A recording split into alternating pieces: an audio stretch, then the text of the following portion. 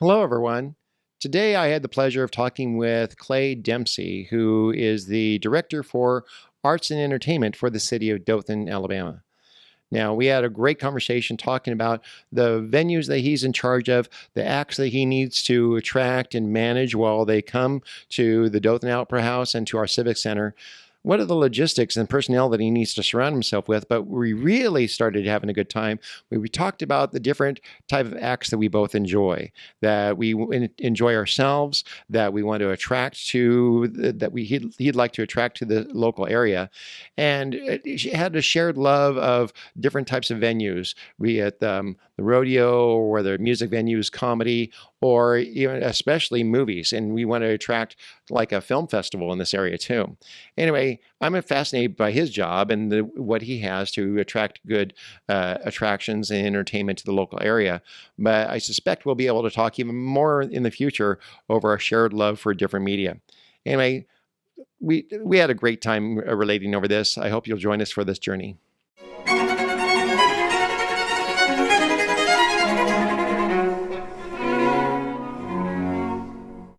So, hey, thank you for coming to talk to me. I'll start here, but just before you just jump in, we've got a chance to interact a little bit, but we're starting to have people that actually listen to this and they are curious as to what in the world is a priest talking to and who are they talking to? And it's so funny because I'm finding really wonderful people around Dothan who are willing to talk to me about non-churchy topics. That's been my goal. You know, because people talk inside baseball. There's plenty of other podcasts that are dealing with theology, church history. There's our own diocese has some podcast guys. They like to talk theology, church history, and things like this. I'm like, great, that's awesome. For me, I'm about the outsider conversations, the ones where people of faith ought to be engaging with the rest of the world, but oftentimes they're retreating into. You ever see the movie M. Night Shyamalan's The Village? I have. Right, that was like one of his four good ones, I think. Yeah. And before, I don't know what happened to him, but that was like one of the Signs. Signs is the top. Or Signs, Sixth Sense was the original. My bad. Unbreakable's the top. Well, right, that was the four, right? Yeah. So Signs, Unbreakable, Sixth Sense, and The Village. Yeah. By The Village, I think everyone was really used to his surprise endings and his formula. And so it's like, it wasn't, everyone's looking for that. And unfortunately, he kind of like was a victim of his own success in that regard.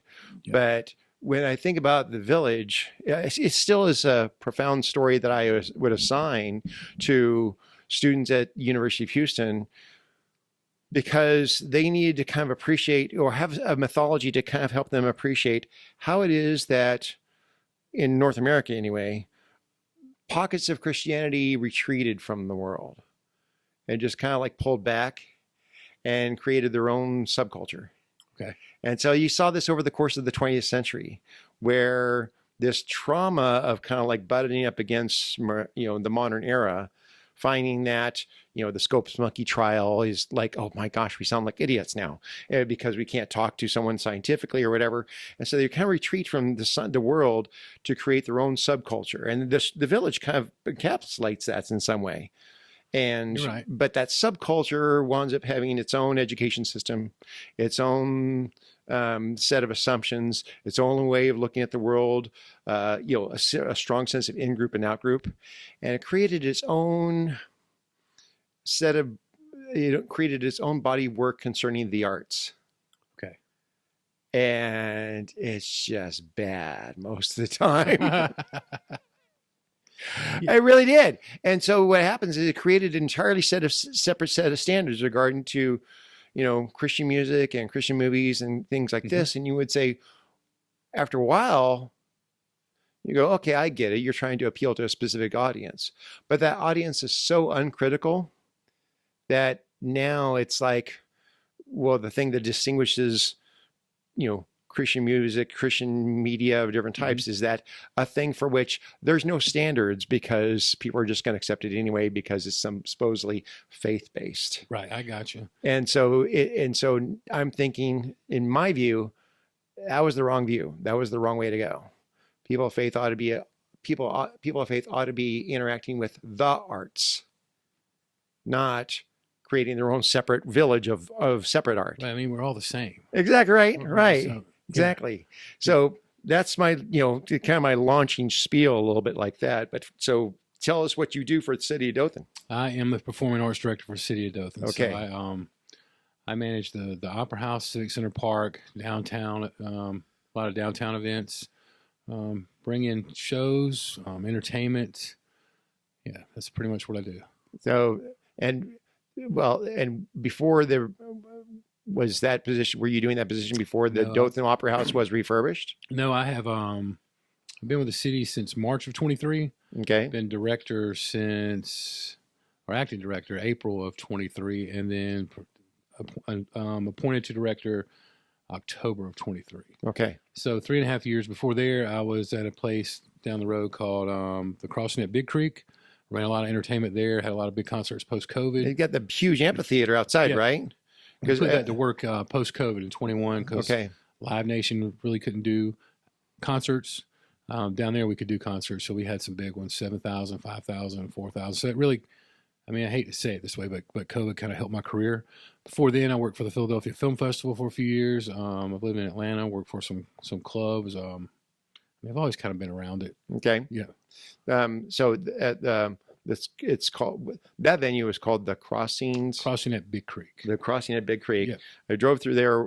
They had, my wife's always wanted to try various different restaurants, different restaurants, and we heard that they served food there. Let's go try it.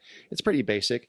Yeah. But it was okay. It was good. It's good. But it's adjacent to the casino. Yeah, it's good. Those guys down there are trying a lot. I have an admiration for them because they really gave me they gave me here, see what you can do with this. And it's actually a really cool spot. I mean, it's got like this set of cabins that are down there. It looks like people make it a vacation spot. There's a lot of good vision behind it. I hate that they go through so many struggles that they do.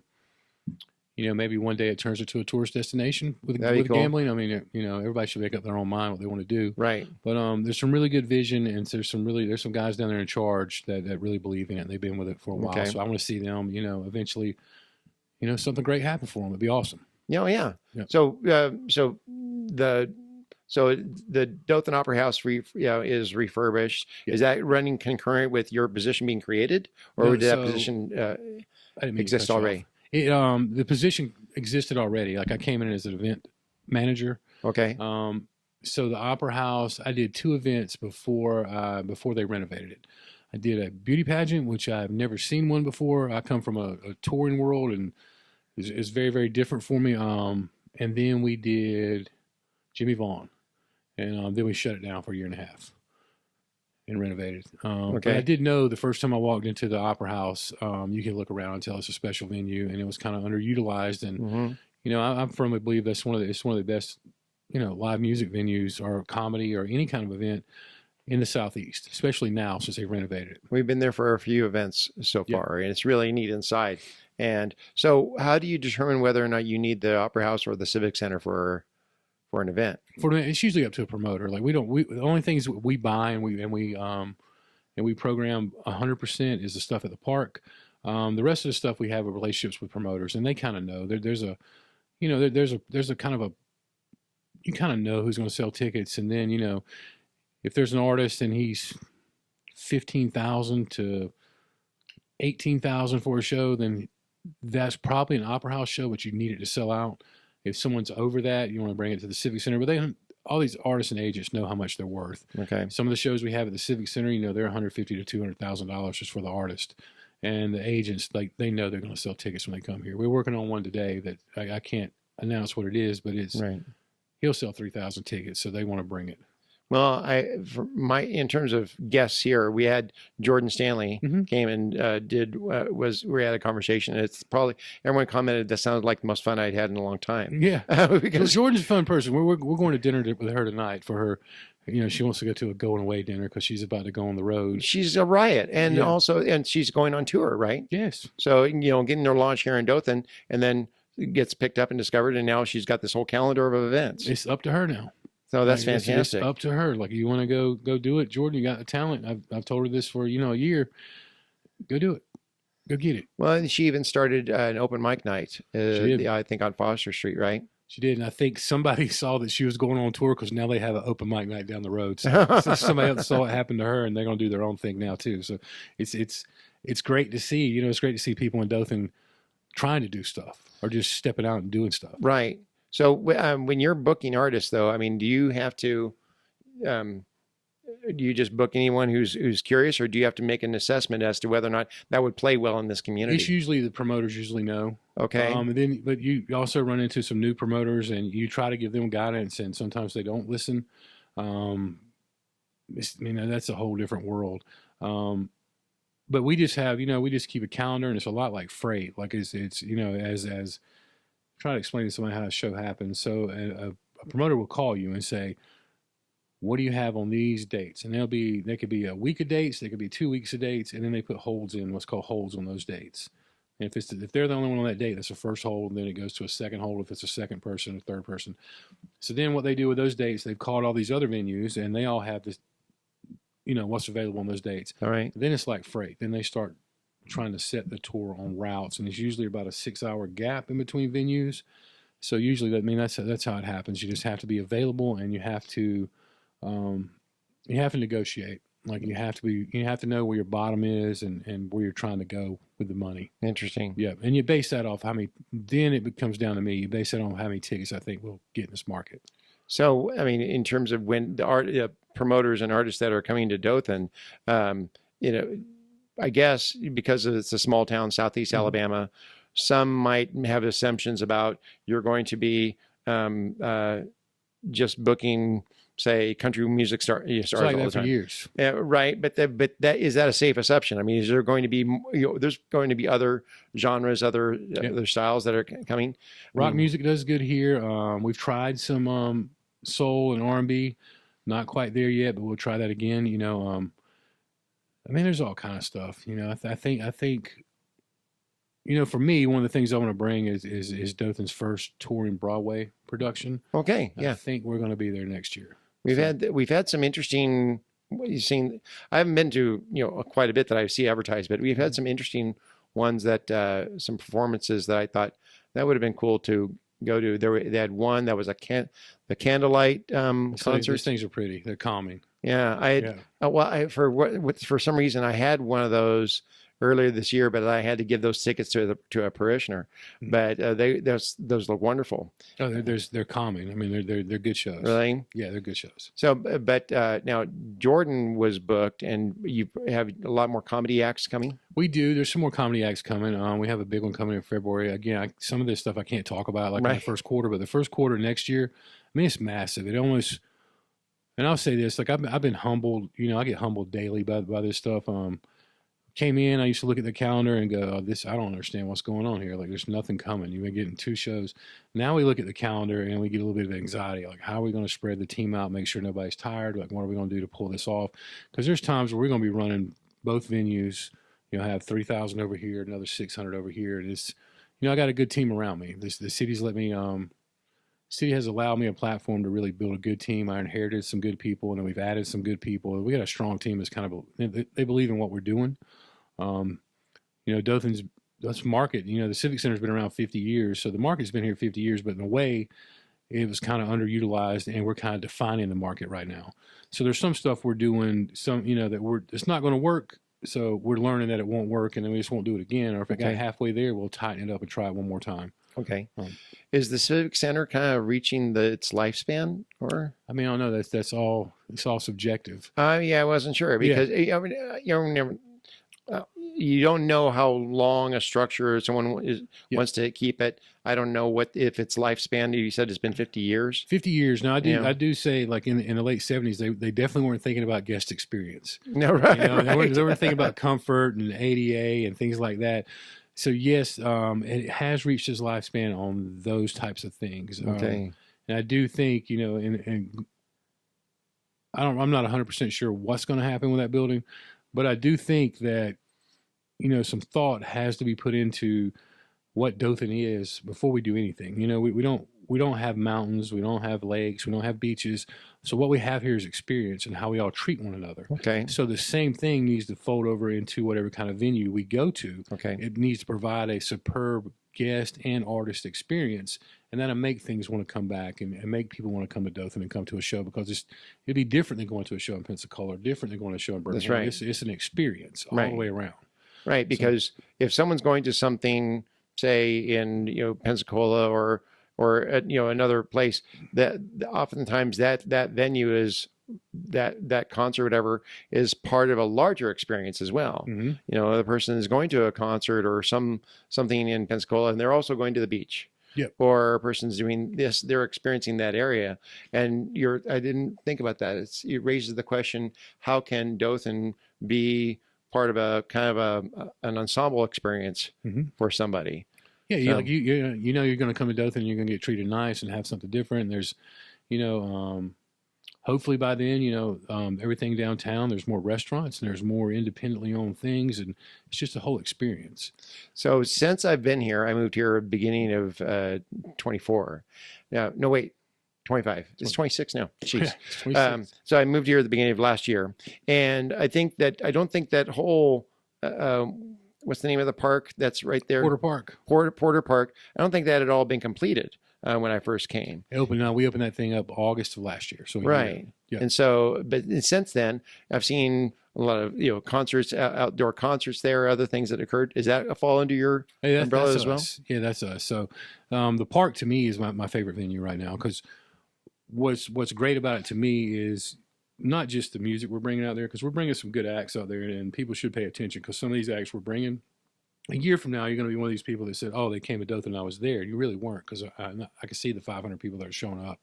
But it's the community that you're seeing get created there. People are coming, kids are playing, people from all demographics are coming out there, and they're sharing this time together, and they're making, they're having these shared spaces and experience. Right.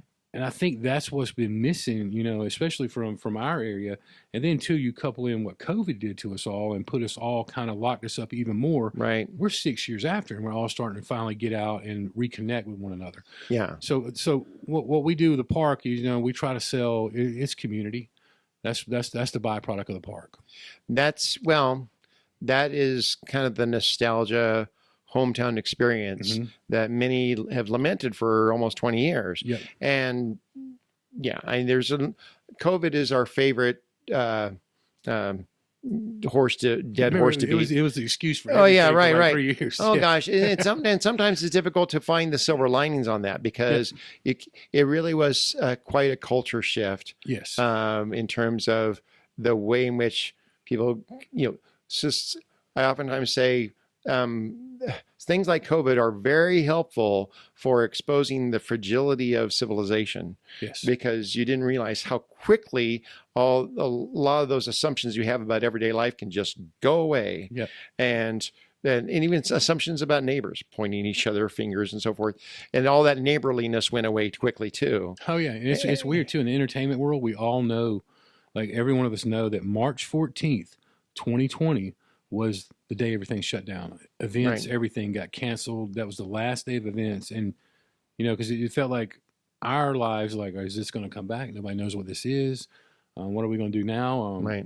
Yeah, it was a strange time when you think back on it, especially for us in the entertainment world. My event manager and I, that's when him and I became really kind of close, because he worked for a production company. We kind of knew each other, and we would talk to each other every day about what's going to happen. What are you doing for the future in case this don't come back? Right. And, yeah.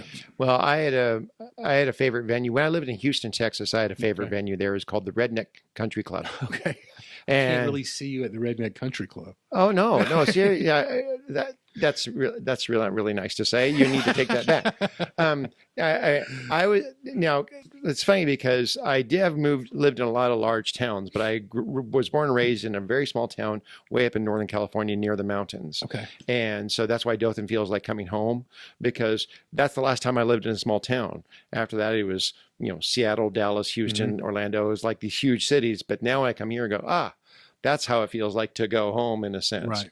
But when I lived in Houston, though, one of my favorite venues was called the Redneck Country Club. It was owned by a local he was a local talk show host that he was still is on the radio there, but he had all sorts of different businesses that he'd gotten into, and one of which was he wanted to create this venue, a concert venue, but it was also like a kind of like a mature and well-behaved honky tonk in a sense, where older folks could go and just kind of enjoy themselves, and Mm-hmm. it's not necessarily your full Patrick Swayze Roadhouse experience, Right. but he created this venue, and I actually went to a lot of concerts there. Took my daughter to a Kiss tribute band Okay. there. It was funny because she saw this and kind of went, "Dad, this was your childhood. How did you survive this?" Mm-hmm. And like, because I was that parent's like, head banging while the child's going, "This is too loud." But anyway, Redneck Country Club doesn't exist anymore because COVID shut down all of their concerts, and then the owner had to pay back all the deposits for all those bands that were now not coming in. Broke them. I mean, broke the business. He's still on the radio, but nevertheless, it went away. Well, and that's something for which I was just so disappointed, because that's where my wife and I actually had our wedding reception. This high Anglo Catholic mass we have for our wedding, and then go right over to the Redneck Country Club. So which is just because they in the lobby right outside, in their porch, they had the replica of the General Lee and the Smoking the Bandit Trans Am. Mm-hmm. So that's where you want to have your wedding pictures, of course. It's like you're in Tennessee, but you're in California. Yeah, I mean, or Texas. That's right. Yeah. Well, since then, I've discovered that one of my favorite places in town is Cowboys. Okay. So I'll go there in my clericals like this with my pipe and sit out there in Cowboys and just kind of listening to music and watching the line dancing. Will people come up and talk? Of course.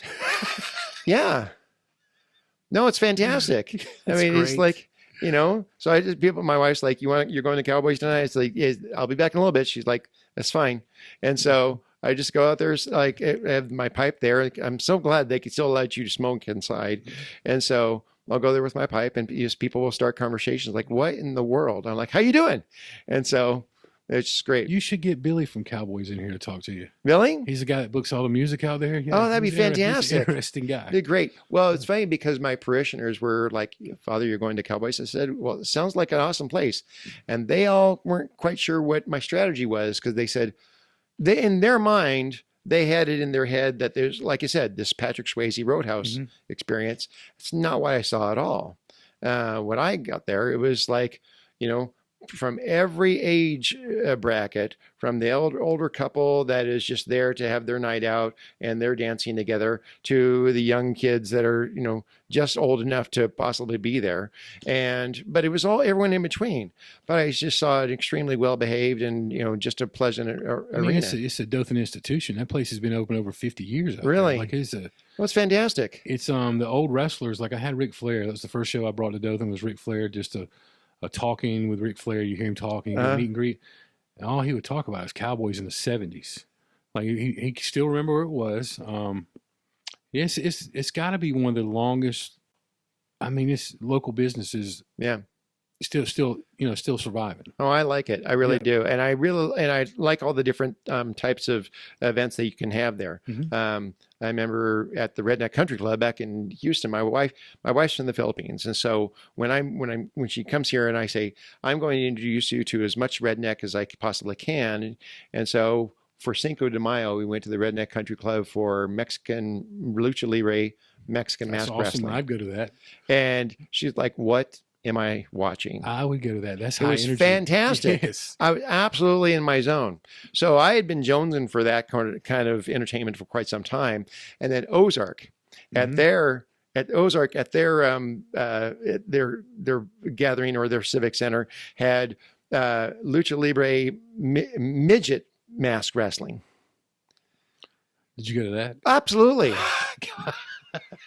I was all over that business.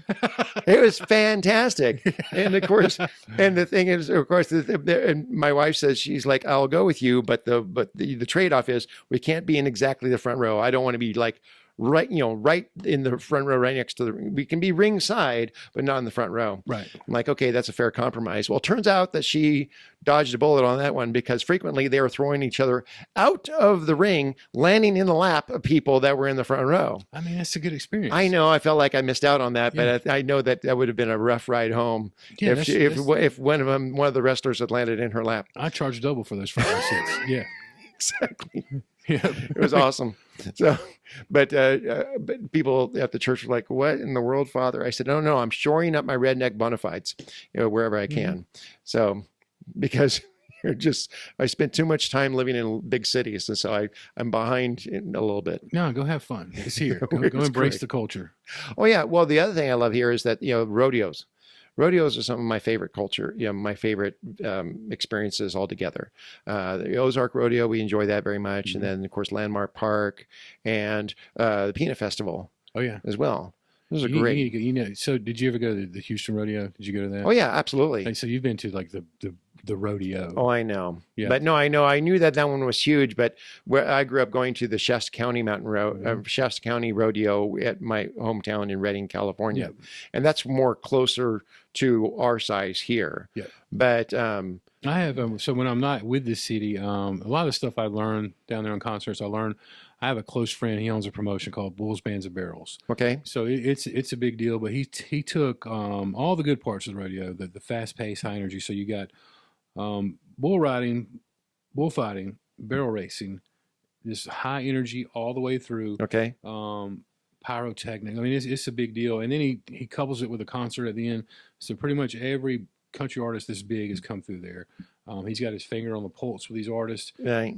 Now they're in some pretty massive venues now. They've been out to Fort Worth for the finals a couple times. They do about 23 shows a year. So not this weekend, but next I'll be with them in Mississippi just because I need to go take a trip with Oh, really? all the people that all the people I'm kind of close to. But Oh, it's a different kind of, I especially love it. behind the scenes. It's a different kind of animal. In Florida, we would go to the Silver Spurs Rodeo all the time. I mean, and this gets a little nerdy for me, but one of the reasons why I have such an affection for that, because I don't want to get too weird about this, but there's actually a theology to watching what I call cooperation with nature. Mm-hmm. This creation cooperation that you see between rider and horse this way, those animals, they rightly call them equestrian athletes there.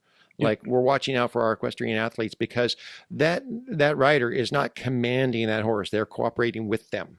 Yeah. There are certain events where that's more obvious than others, especially like team roping or calf roping, where that horse has to keep it really tight on the calf so he can tie the legs. And so you see the way they're cooperating with this animal.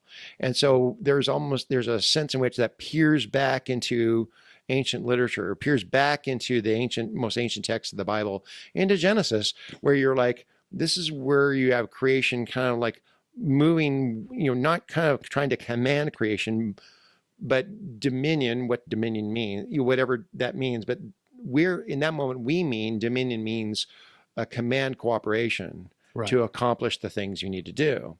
And you really see that. We don't really have any sort of events in our society that celebrates that like rodeos. Okay. I'm going to look at it different now. I think you just, when I go with them, I'm going to see it a little bit differently now. It's a cooperation with creation. Yeah. It's something that's like almost like Tolkien-esque in a sense. Okay. That's really earthy. And where you're not in clashing competition with creation, you're in cooperating with it. Right. And so that's one of the reasons why I really like it. Makes sense. I know, especially the smaller, the better. Okay. I mean, Houston Livestock Show and Rodeo is great. That's massive. I loved deal. it. That's fun. Right. But the smaller ones are really where you're right up close to everything. Yeah. You can see everything that has to take place. And we really liked it. We went to the thing about the one at Landmark Park is that all those bleachers had been kind of put up really quickly. And so we sat there kind of the entire time kind of tense going, is this thing going to hold us all up? No, I get a good seat. Like I've never been to this is the only kind of rodeo I've ever been to. So I'm used to like the high end, but I get right on the gate. Like I can watch, but when the bull gets too close, like I do know to, let's move on out for a second. I went to a family reunion a couple of years back, and it was out in Tucson, Arizona, and it was at a working ranch, but it was a resort, so everyone could sit by the pool, or they can go mountain biking, they could go spa day, whatever. Hmm. I signed up for every horseback riding lesson that I could. And just because I'd never enjoyed that, I'd never been able to do that on my own, and I absolutely loved it. And what I found really quickly is that, because I've also rode a motorcycle for many years too, Right. and I miss my bike. I want to get another bike sometime soon, but I just learned that a horse is not a motorcycle. Could have told you that. Well, no, because motorcycle doesn't have a mood. Right. It's not living. No. Yeah. I mean, well, it doesn't get an attitude. A motorcycle doesn't get an attitude. Right. It doesn't get kind of like decide whether it likes you or not. Right. I mean, and this animal's so much larger than you. Hmm. You have to decide. It has to decide it's going to cooperate with you. Otherwise, you really are not able to make it Right. do what it doesn't want to Right. do. And in fact, it could do something you don't want it to do. It's Run off it's someplace. allowing you to ride it. Exactly right. Yeah. And so it becomes almost. It becomes a partner, really. And so from those few lessons, I developed a whole different appreciation. That's awesome. That's for, good. So that's why we have had parishioners and people exposed to people that will raise horses or be on ranches and farms, and I just admire them so much. My wife says that she's like, you're a little snobby in terms of your redneckness. I'm like, how does that work? Tell me. She's like, because you've now gone to the point where the closer to the earth someone is, the more you actually put them up more further on this pedestal. Right. And I'm like, well, because we get that term, horse sense. Horse sense. They have a little appreciation for how creation goes, because so much of life has to do with things that don't change for you, regardless of how you like them to. You can't will it. I know exactly right. Yeah. So, what have you got? What has been this? Since you've taken on this role, what have been some of your biggest triumphs? You're like, oh my gosh, we got this person in. It was a logistical nightmare, but we pulled it off. I think for me it changed when I first got there. I think it changes daily. When I first arrived, I wanted to bring some big shows and just get it started. Mm-hmm. And then, my first thing there was Kevin Hart. And I mean, there was 2 shows with Kevin Hart. That was the first thing I brought to Dothan. And it's kind of horrifying because and I did that through my promoter friend with Live Nation. Like, he really set me up for success, or could have been failure. It could have been the only thing I ever got had it gone wrong. Cause it's a team there that wasn't used to, it still had paper tickets. They had no clear bag policy. They weren't winding people. And I had 4 weeks to put all this in place. Like, it was really just shift gears, and we had to shift gears fast. And I think it was a blessing, from God, because we did have to go. There was no baby stepping. Like, we had to change all this fast. Yeah. If we're going to do this, we got to get through all this fast. And then that opened up the door for, there's all kind of stuff. But as, I got to year 2, I realized my scope is not just bringing these big shows, but it's also working with the local arts groups to make sure that I can provide what I can to help them succeed. Yeah.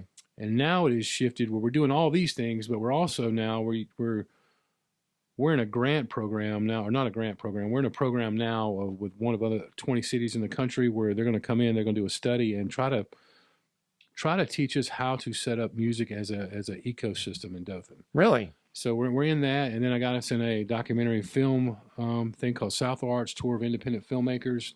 So that there's going to be 6 documentary films starting in September. This will be September, October, November, March, April, May, and these guys will come in with their film, and the films will be $5, and you come watch it, and they do a Q&A afterwards.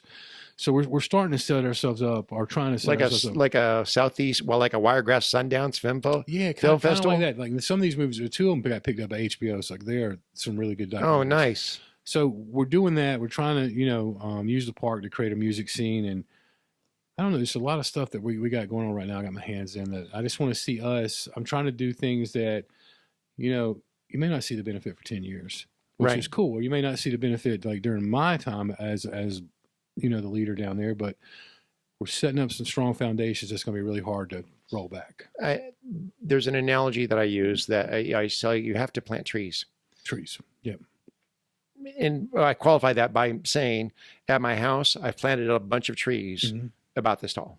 Mhm. And my wife's like, that's not going to provide shade for at least 10 years. I'm like, Mhm. I know. That's what you're investing in the future Yeah. for. You ever think about that? Like when you drive past a pecan orchard, like how far in advance did this family have to plant this pecan orchard? Right. Like they never saw it in their lifetime. Right. Yeah. No, you do. You have to plant trees Yeah. metaphorically of planting something now that you may be a benefit to your children or grandchildren. Yep. That's probably one of the chief human characteristics, Mhm. that humans are able to see the future Mhm. by doing something now that is beyond the immediate vision. Yeah. And you're like, okay, I can see how the benefit of this beyond the horizon, but it's not certainly not immediate. Yeah. And I like to, you know, and I like to do that with the people around me too. If I see, you know, I'm always thinking about succession, Yeah. what that looks like, even though I'm, you know, I'm just 50, like I'm not going anywhere, but I like to look, Mm-hmm. you know, 10 years down and see who else you can bring up and build and put into. Same way with Jordan. Like Jordan's a friend of ours, but there's probably 7 or 8 in Dothan who have talent or they had an idea and they came up, and I mean we'll partner with them if it's a fleshed out idea and this is just really what you need is some, you know a space to try to springboard. We don't mind partnering with that. It's Right. only backfired on me one time, so I mean we'll keep doing. So I was having a talk with my wife the other night about, you know, when things do backfire like that, you can't ever get jaded where you don't want to give other people an opportunity. Like that's No. just a bad spot to be in, and Right. so that's the goal right now. So there's folks. I mean, there's talented people in Dothan that we want to, but it's going to take everybody to get us on the map. So you have to help these people out. So did Kevin Hart draw a good crowd? 2 sold out shows. Okay. We had to flip it in an hour. Oh, wow. Yeah. Well, I'm curious about that because it's really interesting. I saw Jordan's show, and she's very specific about having a clean set. That's hard. Yeah, Kevin Hart is Kevin Hart. Yeah, it's not clean. you know,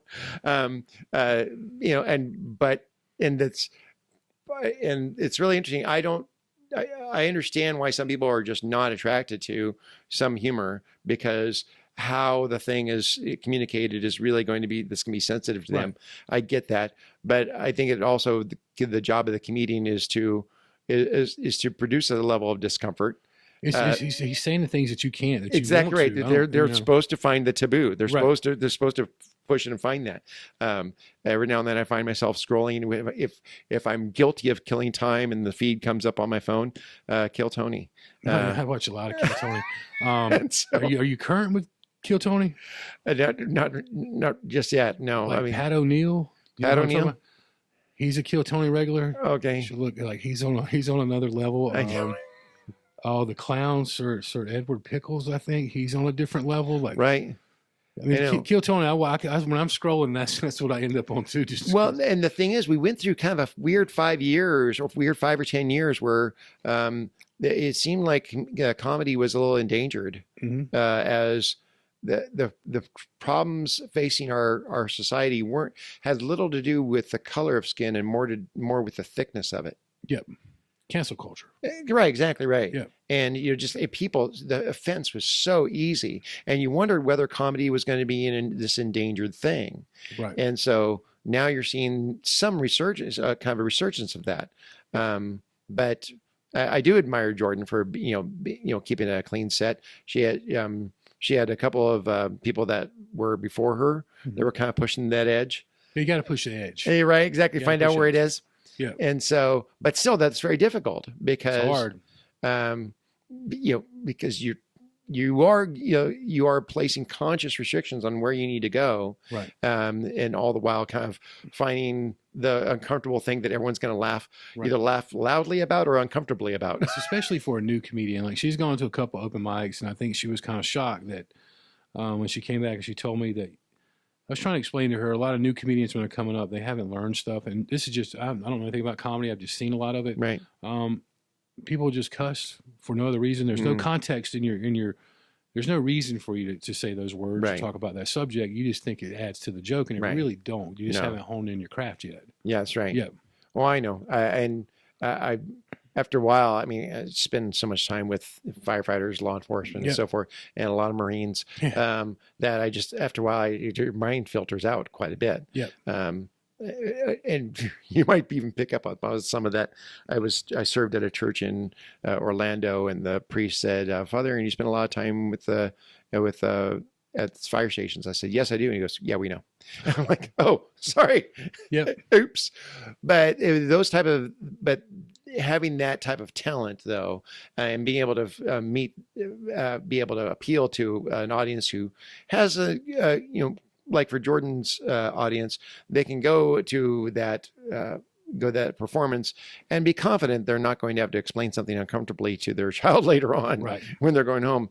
There's a very specific market for that. Yeah. And I'm glad. I just so long as I remember in the 90s there was no, it was the 90s. It was the 80s and 90s, where there was a group of like Christian comedians. They were all trying to kind of like make a splash, and they were all plagiarizing Bill Cosby, because that was the only real, like, It's the only clear, now there was now you only got clean several. comic at the time. Yep. And so you're like, so it was actually, they struggled with originality by still trying to appeal to a very small That's niche. a hard space to work in. It really Yeah. is. Yep. And so that's why I know, for me, when I heard about open mic, and I thought, oh, that sounds fun. And my wife said, don't you even Did dare. you try it? Don't you dare. Did Because you get up? no, I didn't. Oh, okay. But she's like, she said, I'm very frightened because once you get the first laugh, then that's the dopamine hit, and Mhm. you'll want to kind of keep going. Next thing you know, you've told a joke like, oh shoot, I wish I could have that back. No, it's I didn't have permission to tell that story. It's a joke where you're laughing. That's what you don't want. Yeah, that's what you don't want. Yeah, yeah. Oh, I know. So I always do have to make sure that if I'm telling a story that really plays well, either it's self-deprecating, so it doesn't put down anyone who I currently know, or if it's an embarrassing story about someone who I'm not in contact with anymore. Right. No, it makes sense. Always go back to yourself. All right. Oh yeah, Yeah. that's an easy target. Yeah, yeah, easy target. Yeah, because God will never allow me to take myself too seriously. right. It seems like there's always this moment where I'm just about the point where I do take myself pretty seriously, and he swoops in and goes, "Oh, that will not do at all. You're going to need to fall on your face in some particular fashion just to kind of keep things at equilibrium." Yeah. So, but now, any big projects coming up that you're excited about I mean, we got a lot. that you can't talk about? Yeah, I just can't talk about a lot of it Right. right now. We have shows on sale now at DothanCivicCenter.com or org and DothanOperaHouse.com. We are working on some things that's going to surprise some people that we have. But also, in September 3, 10, 17, 24. So we're part of the Levitt AMP concert series, where we got in a grant. Art in Public Places is the curator of the AMP, of the grant. So there's going to be free concerts at the park, food truck every Thursday night in September. Food trucks start serving at 5:30, and first one is a indie rock soul show. The next one is a R&B jazz show. Then we got 2 alt country shows. So it's going to be Nice. it's a good mix. So we want people to come out and experience community, even if you don't like these bands or you don't like the style of music. Come out and see what the park is, and come out and make some new friends, and just hang out with We your came up Dothan for Mark neighbors. Chestnut at the Dothan Opera House. Now that was a pretty show. That's a good show for the That Opera was House. fantastic. I really It's a enjoyed good that. show for the Opera House. Yeah. So the parades that go through Dothan, do you have a hand in any of those? Used to have a hand in Mardi Gras a little bit, Okay. but with my job at the city, that line kept getting blurred. So instead of me being frustrated it's easier for me just to go work on it from the city side, as opposed to if I'm out asking for money for Mardi Gras, then people for sponsorships, then people blur that with the city of Dothan. Right. Or they start calling up to the city of Dothan wanting to register a float, and you have to tell them that's not really me. But I used to do sponsorships, vendors, some entertainment, some other things. There's a lot of guys in Mardi Gras, and I will say that there was 3 to 4 really behind the scenes that kind of just catapulted this thing up. Okay. There's some of them are still there, and now they have a strong foundation where they should just keep running. All right. Yeah. What types of acts would you like to see more of in this area? I mean, I know you got the huge. There is the when you're out at the crossings at Crossing that Big Creek. the crossing of Big Creek, the big amphitheater there. That's not what we have here with the Dothan Opera House and Civic Center. But Yeah. are there other acts that you would like to see Well, we don't; those promoters haven't contacted us yet, but we'd like to see XYZ because we think there's a market for it here.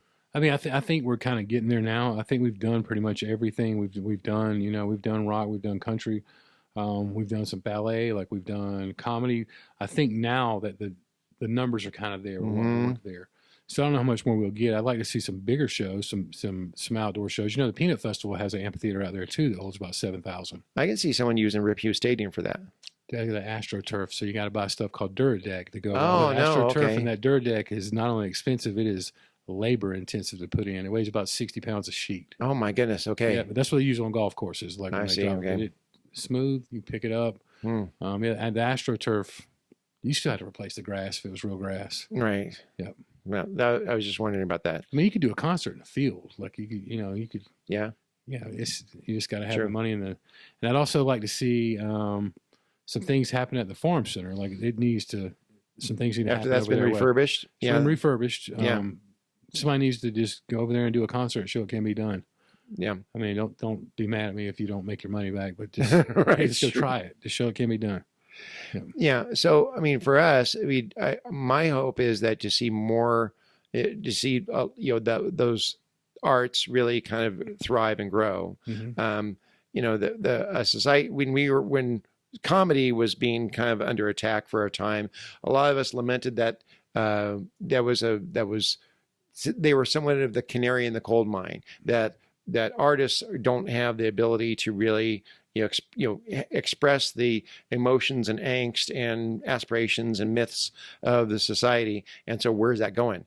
Now I'm encouraged to see more of these artists come back, and especially with comedy and other type of music genres. Yep. And so that's why I'd like to, but I also want to see people engage that and interact with it and see how they can, mine it for all of it's worth. Right. Especially, I'm excited about what you're saying about that film festival. Yeah, that's great. Yeah. So I love film. I'm thinking back now about, I could think about what the effects 9/11 had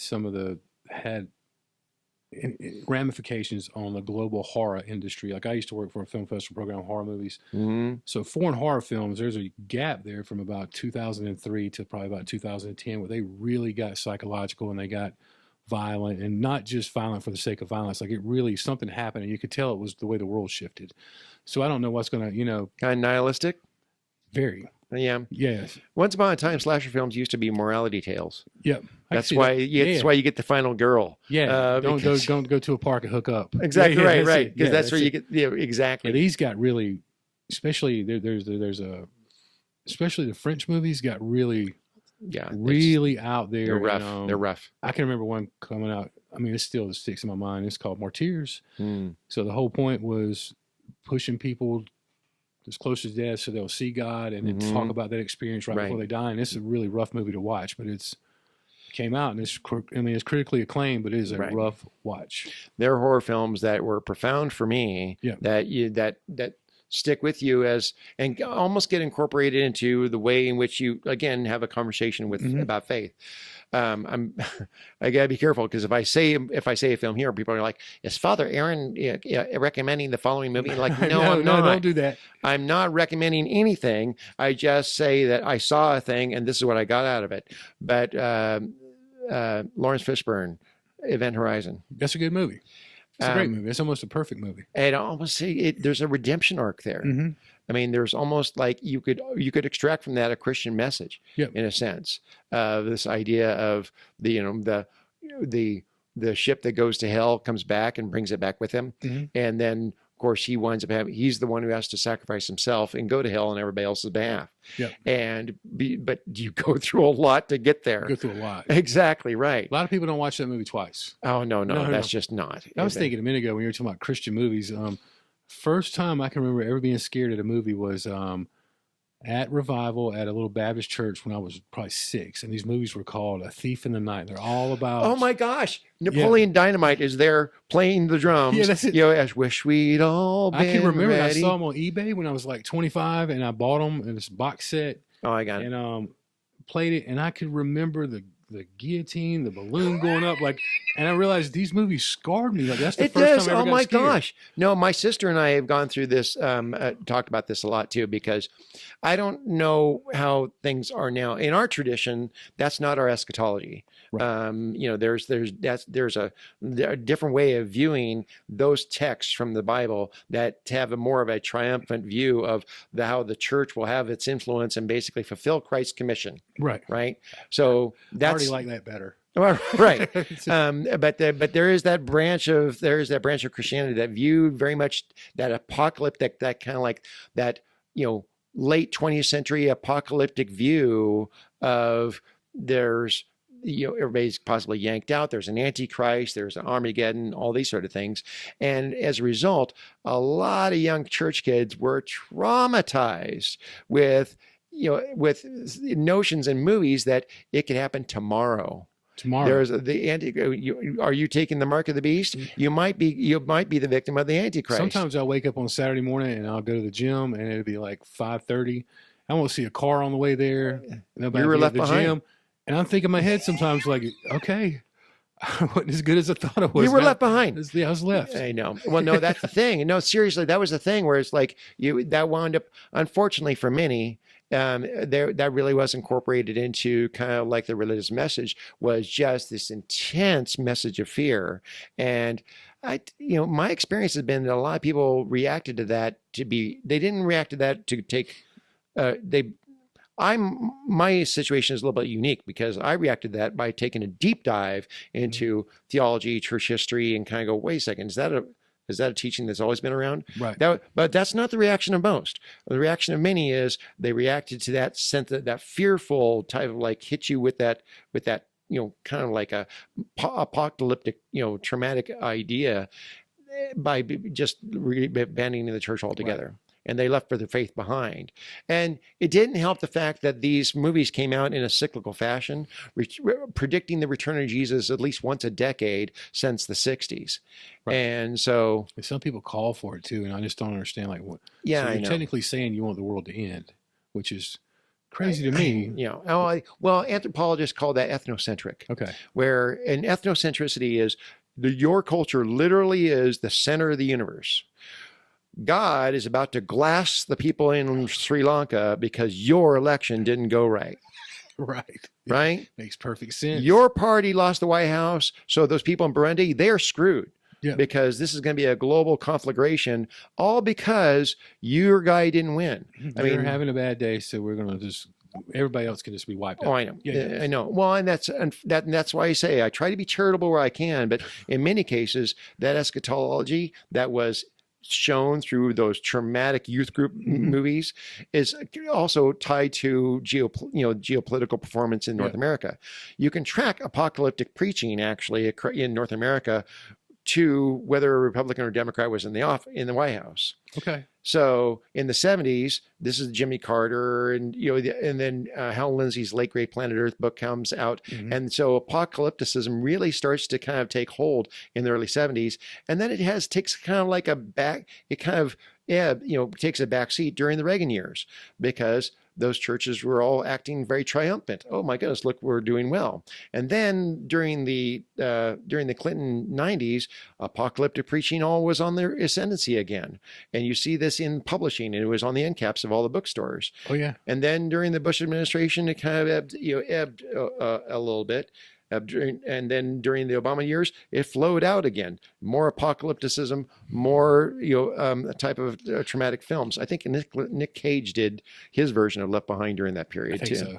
And you're just like, so that's where it gets really transparent. We're like, if this is a thing that's always true, why is it so dependent upon our election cycles? Right.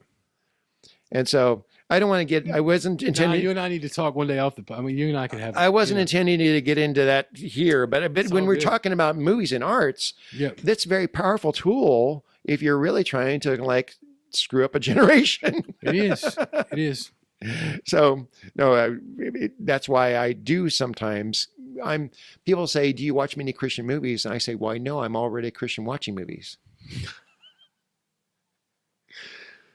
Because yes, art is subjectively apprehended in a sense, but a Christian no one's a blank slate. Right. So you are subjectively apprehending or receiving the arts, but your subjectivity is also subject to conditioning too. And so I always say that a Christian actually has a subjectivity that's constituted around a beloved reality, that all good stories point at one story. Right. I actually gave a lecture in Houston as part of my role with the University of Houston, gave a lecture at a local community event on the religious films or the gospel in film. And I only used examples of Academy Award winning films for the last 50 years. And so because it was demonstrated that how all these critically acclaimed Oscar-winning films are all pointing at aspects of the divine story, and how you just can't help it. You can't. If you're telling a good story, you can't help but tell aspects of the story. Right. And so people say, "Well, I need a good film that kind of communicates the Book of Proverbs." I'm like, Fargo. Mm-hmm. See the movie. Right. Movie. And you're like, huh, whoa, hold on. Sorry, I know you got to go. But I mean, we could just, I suspect we could go on for like this for a little bit. Yeah. But anyway, thank you so much for coming and talking. Everything is that story. Star Wars is that story. Everything is that story. Do not get me started on that. I am an ordained Jedi.